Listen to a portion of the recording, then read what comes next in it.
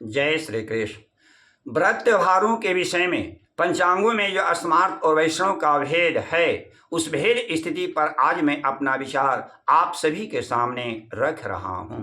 पहले मैं समस्त सनातनी धर्मावलंबियों को नमन करता हूँ। हमारे विचार से स्मार्त और वैष्णव संप्रदाय एक दूसरे का पूरक है। स्मार्त के बिना वैष्णव नहीं रह सकता और नहीं वैष्णव के बिना स्मार्त ही रह सकता है।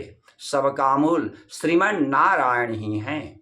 जैसे छोटी नदियां बड़ी नदियों में जा मिलती हैं और बड़ी नदियां अंत में समुद्र में ही जा मिलती हैं, ठीक है उसी प्रकार समस्त सांप्रदायिक धर्म भी अंत में श्रीमन नारायण में ही जा मिलते हैं। जैसे आकाश से गिरा हुआ जल अंत में समुद्र में जा मिलता है, ठीक है वैसे ही किसी भी संप्रदाय को माने, किसी भी देवता का पूजन करें, किसी भी देवता को प्रणाम करें, अंत में वह श्रीमन नारायण में ही जा मिलता है। आकाशात् पतितं तोयं यथा गच्छति सागरं सर्वदेव नमस्कारं केशवं प्रतिगच्छति। स्मार्त विधि में सर्वप्रथम गणेश गौरी का पूजन होता है और वैष्णव विधि में सर्वप्रथम पांचरात्र विहित विश्वक्सेन सूत्रवती का पूजन होता है।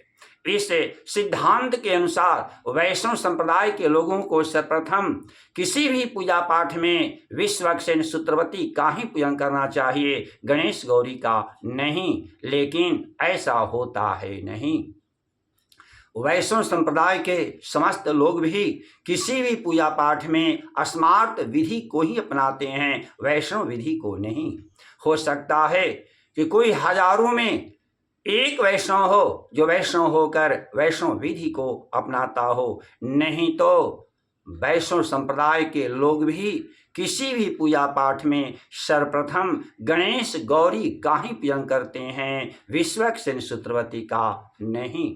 चाहे यज्ञोपवीत हो, चाहे विवाह हो, चाहे गृहारंभ हो, चाहे गृह प्रवेश हो, चाहे यज्ञ हो या किसी भी प्रकार का पूजा पाठ हो, इससे सिद्ध होता है कि स्मार्त विधि के बिना वैष्णव नहीं रह सकता।